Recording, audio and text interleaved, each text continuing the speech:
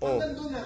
Nag-abroad ka ba eh? Anong gusto mo? Anong gusto mo? Anong gusto mo? Sige, hawakan mo nga sa tenga. Talagang matapang ka, Senator Alan. Umaamba ka eh. Ganun-ganun ka eh. Sige, hawakan mo sa tenga. Oh. Oh. Oh. Your Honor. Nakakahiya naman ho sa mga batang nakakapanood. Your Honor. O sige nga, kaya Tano, wakan mo nga yung tenga ni Zubiri kung talagang matapang ka. Na nga ba sinasabi natin? Ramdam na ho natin, talagang papalapit na ho ang susunod na election. Pagka ho kasi yung mga politiko na yan, nag-aaway-away niya dyan sa Senado, dyan sa House of Representatives. At yung paksa ng pinag-aawayan nila ay konektado sa 2025 election, para hong Pasko yan. Pwede na ho tayong mag-countdown. Malapit na ho. Pero bago ho natin pag-usapan yan, kung bago lang ho kayo sa ph.update, isang like at isang subscribe lang ho. Sobrang saya na ho natin dyan. Alam nyo naman ho mga kababayan, yung like na yan parang palakpakan ng tingin ho natin dyan. At sa mga gusto sumali sa ating community, click nyo lang ho yung join button sa baba para pagka meron ho tayong bagong upload, kayo ho ang pinaka-unang makakakita sa mga bagong nating upload. Kayo na nga mga kababayan, ang nakakaano lang ho dito, nakakalungkot lang ho dito, ang dami hong pwedeng pag-usapan. Ang dami hong pwedeng talakayin. Nandyan yung napakabigat na traffic. Nandyan yung 25 tons na gintong binenta ng administrasyon ni Bang. Natawa tayo kay Sir G eh. Talaga daw ganyan pagka merong adik sa pamilya. No, lahat binibenta. Totoo naman. Ikaw, anong pangalan ng congressman kagabi na gagamit na lang ng halimbawa si Kim Chupa? Mga ganon. Diba? Talagang totoo naman pagka merong bangag sa pamilya, talagang lahat ho ng pwedeng ibenta, binibenta. Pagkatapos, pagka medyo kalahating gabi at walang magawa yung mga adik na yan kung ano-anong binubutik-tik. Pati yung mga okay na electric pan, inaayos nila. Ganyan ho yung mga, tingnan nyo yun dyan sa Malacanang, baka hindi ho natutulog yung mga tao dyan. Mga adik sa kapangyarihan. Ayun na nga mga kababayan, no? Isa na nga ho ang pagbebenta ng administrasyon itong si Bangag ng 25 tons ng ginto na yan. Yan ho dapat sana ang mga pinagdidibatihan dyan sa Senado, dyan sa House of Representatives. No? Dapat mapag-aralan ho ano bang makukuhang benepisyo at ano ang naging rason ng administrasyon, bakit sila umabot sa desisyon na ibenta yung 25 tons na yan. Habang yung ibang bansa ay walang humpay sa pag-impok ng ginto, tayo naman ho, benta tayo ng benta. Ano bang nangyayari dito? Ganun ho ba ang strategy nila? Habang mataas ang presyo ng ginto, binibenta nila, pagka mura, bibili sila. Ibabalik ho nila lahat ng binenta nila. Ganun ho ba ang plano nila? At yung magiging tubo doon sa kita nila dahil naibalik na nila yung binenta nilang 25 tons, ibubulsa ko ng mga walang yang politiko na to. Ayun na nga mga kababayan, comment react ko kayo dyan sa ginawa nitong administrasyon na to, na pilit na ini-snub ng House of Representatives at Senado. Pero panahon lang ni Tatay Digong yan, sa tingin ho natin, ang laki na ng issue na yan. Ano ho ba ang dahilan ba't nagbenta kayo? Hindi pa ho ba sapat yung 90 billion na kukunin nyo sa PhilHealth?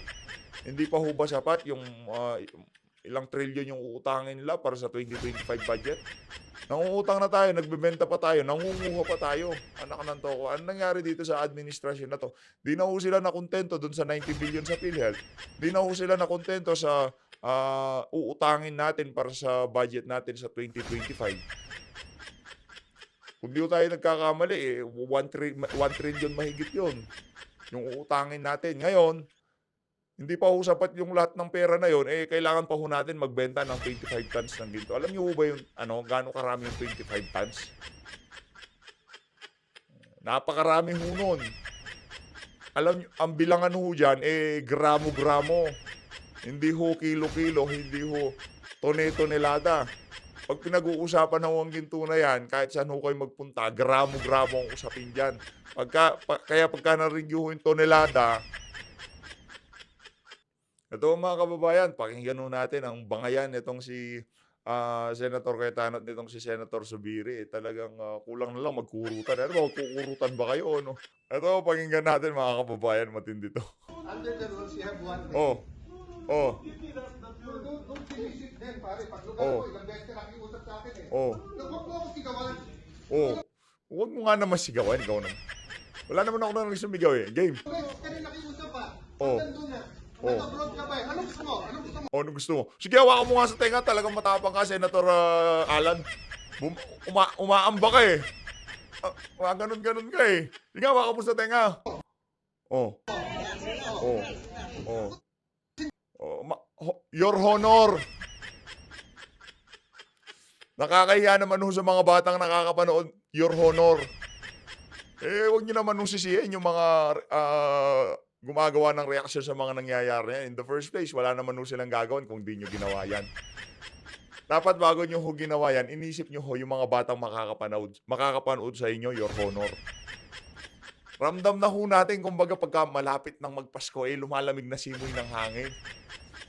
Diyan naman ho sa House of Representatives at Senado, umiinit ho ang sitwasyon. Ibig sabihin, malapit na ho talagang mag-midterm election. Yan, ganyan na ganyan ho yan mga kababayan. Tuloy, game. Sindak ka na sindak dito eh.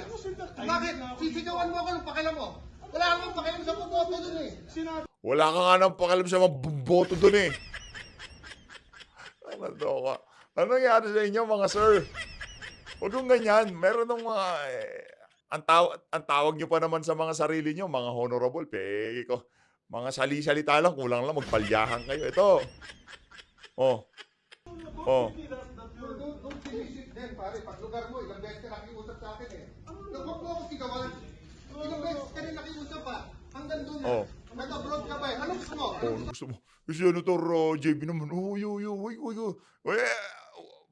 parang patawa-tawa ka pa, parang gusto mo talagang magkatamaan eh. Ito talaga si Senator JB. Kaya tinanggal sa ano mo eh, sa pangalan mo yung The Good One eh. Kasi kung good ka talaga, hindi mo na hinayaang umabot dyan sa tagpo na yan, ito si Senator Zubiri. Hinayaan pa, nung gusto mo. Gusto mo? Sige nga, game. Dapat ganyan. Dapat mamagitan ka sa dalawa. Wag ho yung patawa-tawa ka sa kamay, nakaganon, game. Referee dating mo kanina eh. Referee ho dating ni, kanina, JB, tingnan nyo ha. Tingnan nyo, ito talagang si JB, oo. Referee ka, nakaganyan ka, isang kamay. Mali yun, di ganun yun. Ano gusto mo? Game mo. Sindak ka na sindak dito eh. Sindak ka na sindak ko. Sisigawan mo ako ng pakialam mo. Sige nga, Wala akong game mo. pakialam sa boboto dun eh. Wala ka nga ng pakialam eh. Sige nga. Iniisip ko eh. Sabi ko sa'yo, pare, baka pwede makiusap. Your Honor, grabe nakaka-proud yung mga natin, yung mga congressman, mga senador. Nakaka-proud ho sila talagang pagka nakita ho niya ng mga kabataan, masasabihin nila sa nanay nila, "Ma, gusto ko po maging senador." Tay, ang galing ho ng mga senador natin. Talaga hong mga honorable sila.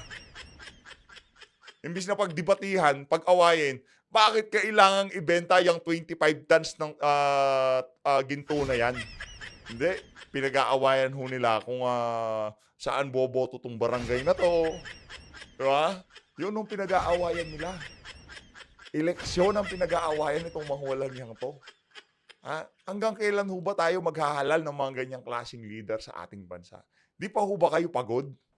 Di pa ho ba pagod ang sambayan ng Pilipino dito sa mga Your Honor na to?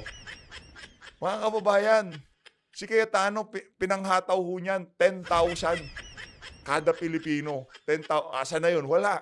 O si Revilla, nagbudots lang. Nanalo. Karamihan nun sa mga yan, si Senator Bongot Bato lang ho talaga yung, di ba? Kahit anong sabihin nun at dyan, yung mga bataan ni Tatay Digong dyan sa Senado, talagang nagtatrabaho. Palakpakan nun natin. Siyempre, Senator Robin Padilla, palakpakan. Ito, pakinggan nun natin ang kabuuan ng kanilang bangayan na yan. Ito ang buong video.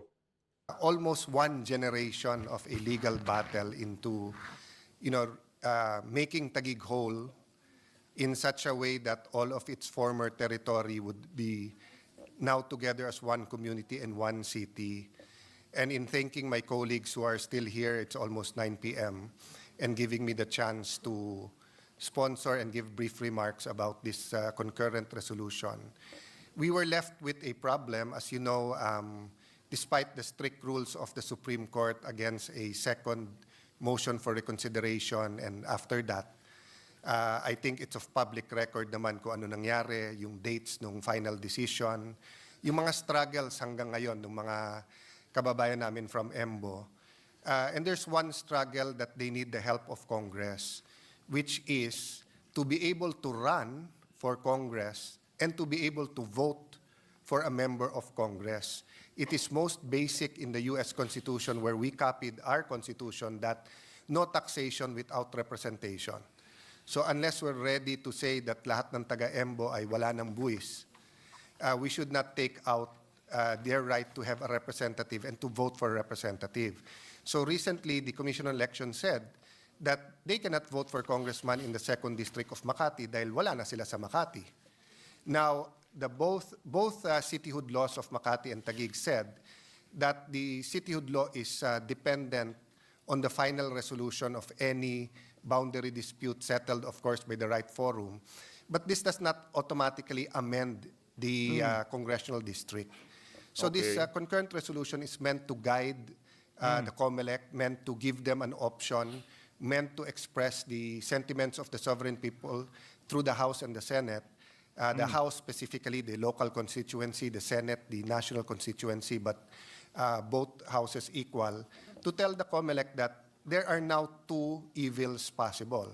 One evil is that they'll not be able to run nor vote. The other one is that the COMELEC has no basis of where they can vote and where the barangays, which district. So this concurrent resolution is an attempt. It's not a perfect attempt, but it's an attempt until the legislature in the future can pass a new law regarding the districts. So we seek with this concurrent resolution to make our will known to the Commission on Election. Thank you for this. Thank you for this opportunity, Mr. President.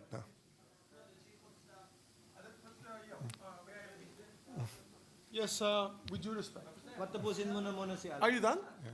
Are you done? So Mr. President, Tawagan mo na, Meg. you know, I confirmed it with him. yeah, I'm just saying, Mr. President, that a little over 300,000 people and the number of voters is just on the resolution. We cannot do nothing. So I know some of our colleagues have, sa Tagalog, parang agam-agam. Even sa hearing ng City Council, I sat in, listened to our kababayans from Embos and other barangays. And, you know, we're all searching for the perfect solution. And the reality is that in this Congress, nagkaroon ng moratorium on new districts. And nangyari din po na yung time element, kasi filing na ng candidacy ng first week of October. October. No? So this resolution, if this was the House, it's simply a local bill. So it has to do with Taguigueños. But in the Senate, of course, it is the wider issues, and the issue here is very basic. It's representation. It is suffrage. No?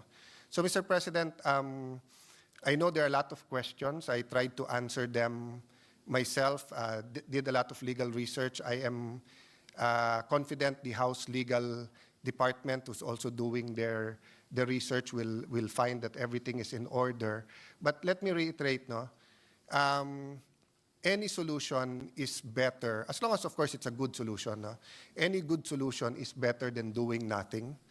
And, you know, with 1 day left till the session and then a few weeks till the voting, you know, the people of the Embos will be very grateful that we gave them the choice, di ba? Sinong gustong tumakbo at sinong gustong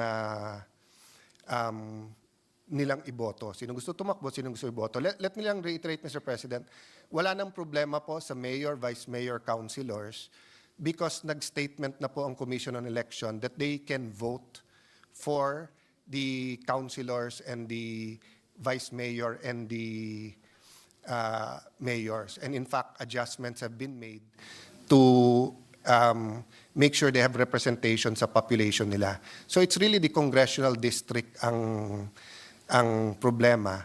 And you know, you cannot have a caretaker for a district that doesn't exist. So meaning if today ang filing, may mag-file for District 2 ng Makati, may mag-file ng District 1 and 2 ang Taguig, in limbo or, you know, it's like they will be outside the Philippines, no? So I hope our friends will take our word for it that we consulted the members who are not here in passing this resolution. Thank you, Mr. President.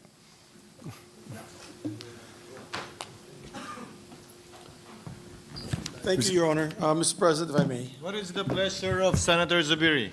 Yeah, just two issues. One is this was not in the daily agenda, this concurrent resolution number 23. But I know, of course, our good colleague would like to have his area not be disenfranchised in voting. So sometimes we take it up important matters such as this to be able to answer the times. And this particular issue is on the disenfranchisement of these 10 EMBO barangays. However, Your Honor, I'm trying to get in touch with our colleague who is from Makati, and I do not know, does this have any implication to Senator Binay's I can state for the record, Mr. President, it has nothing to do with Makati anymore.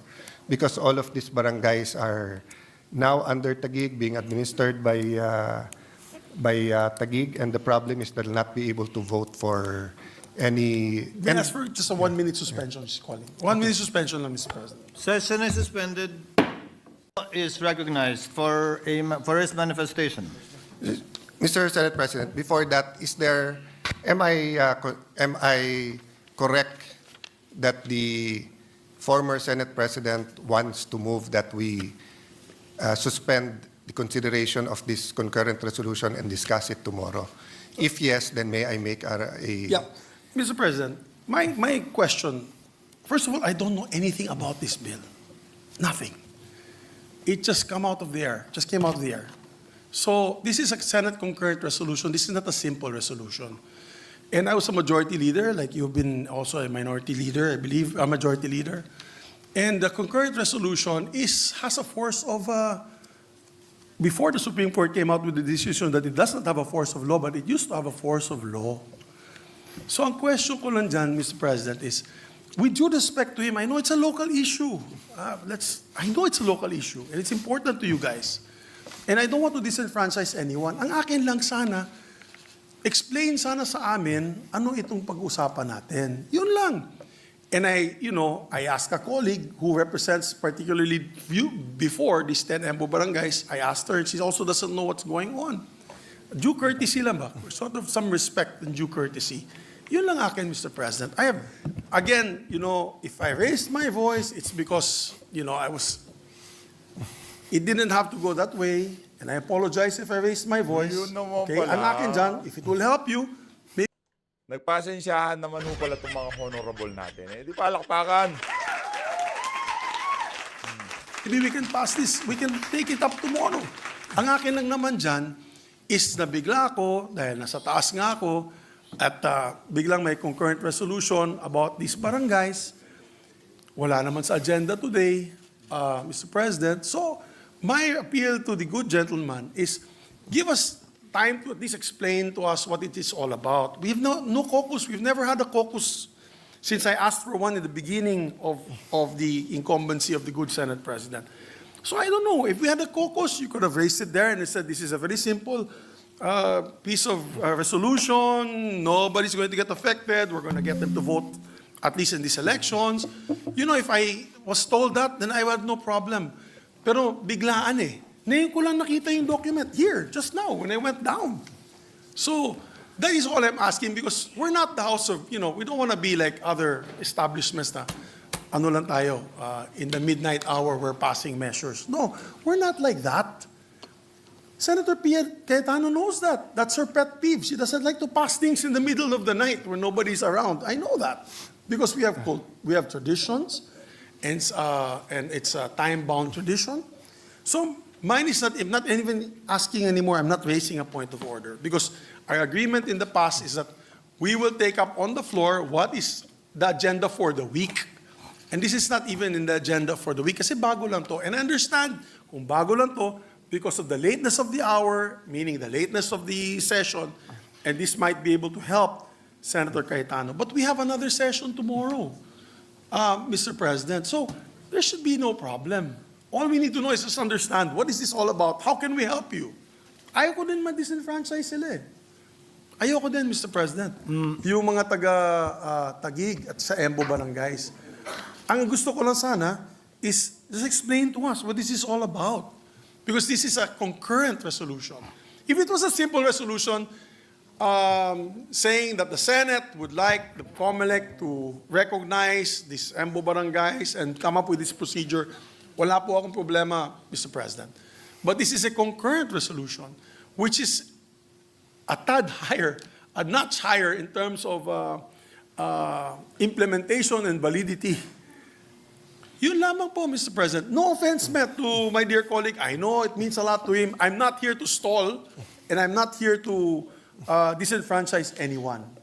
Yun lang po, Mr. President. Yung akin lang, sana ma-explain lang sa amin. And with due respect, we're all elected senators here. I will not pass a measure na hindi ko papadaanan sa inyo or to anyone, in fact, without going through the motions. Yun lang po, Mr. President. Yun lang ang request ko. It's just a simple request that tradition should be followed, at least to explain to us, at least come up with an interpellation on the measure on this particular concurrent resolution. Because even with simple resolutions, we have periods of interpellation. We have period of amendment in simple resolutions, lalo ng concurrent resolutions. So yun lang po ang request ko, Mr. President. Thank you. Mr. President, let me just state Before the Honorable Cayetano responds with his manifestation, Chair would like to place on the record. Number one, as correctly pointed out by Senator Zubiri, this is a concurrent resolution, and by virtue of the Supreme Court decision, is no different from an ordinary resolution. Hence, it does not have to go through 3 separate readings on 3 separate days. Number two, we did give due courtesy to Senator Nancy, even if this involves barangays that are no longer part of Makati, but because the chair thought it used to belong to Makati, we cleared it with her. I don't know if the statement of the gentleman was stated on the record that we consulted their administrative staff. The answer is no. We consulted the chief of staff named Christine and her head of legis named Isa, who according to them consulted the good senator about it, and the response was, she can confirm or deny the same tomorrow, it has nothing to do with Makati because it has everything to do with Taguig. Hence, we proceeded and clarified it with the minority leader, with the indulgence of the minority leader, given the urgency of the matter as raised by Senator Cayetano. Just to place that on the record. Senator Cayetano. Yeah, is Mr. recognized. President, thank you for clarifying that because I just like to put on the record, this is my 3rd term as a senator. I've been a majority leader, minority. Hay na nga mga kababayan, yan ang pinaka-latest na kaganapan na nangyari kagabi dyan sa Senado. Mamaya ho, abangan ho natin kung ano sasabihin itong si Senator Nancy Binay. Kung di nyo po napanood itong video na to, i-click nyo lang yan ho, ang pinaka-last upload natin kagabi. Mag-ingat ho kayo lahat. Mahal natin Pilipinas.